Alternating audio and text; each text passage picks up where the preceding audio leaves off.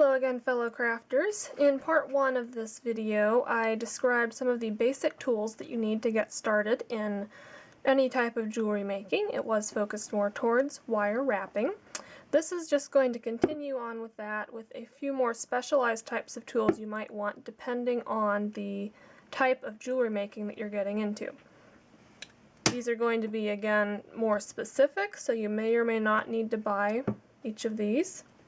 The first one I have here are memory wire cutters. Memory wire is a much tougher type of wire that will hold its shape well.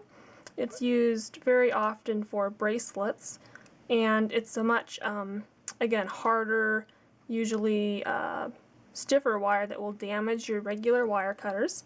So these are specifically designed to cut memory wire easily. So if you're going to be doing any type of bracelet work with memory wire, I would invest in a pair of these.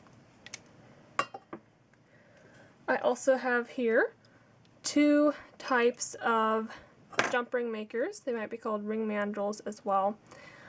These are helpful for making your own jump rings. You can see it has layers for making all different sizes. I do find these rather difficult to use, I'm going to admit.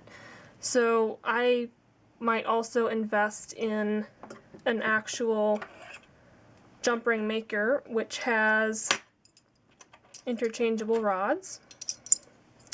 And you can see here they come in many different sizes. And I'm going to do a future video on how to use this exactly. Basically what you do is you pick the desired ring size and you can screw it in here, and then you can use this to wrap your wire around to get a spool and cut it to make jump rings. I find this much easier to use than these narrow ring mandrel type jump ring makers. Alright, and if you're going to be making any type of rings, you will need to get a ring mandrel. I would invest in a metal one that has the markings actually, if it'll focus here, actually etched in.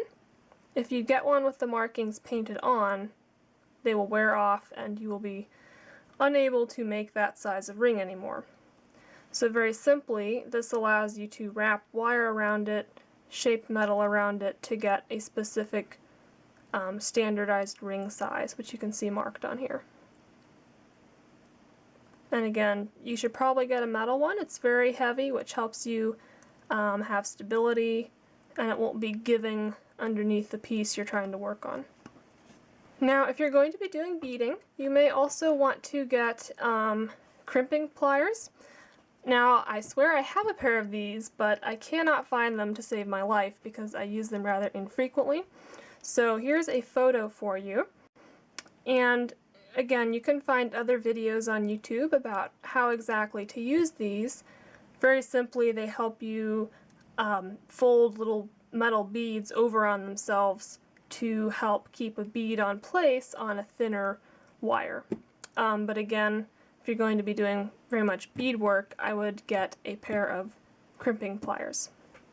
So again, those are some of the more optional extra tools that you might want, just depending on what type of jewelry making you're most interested in.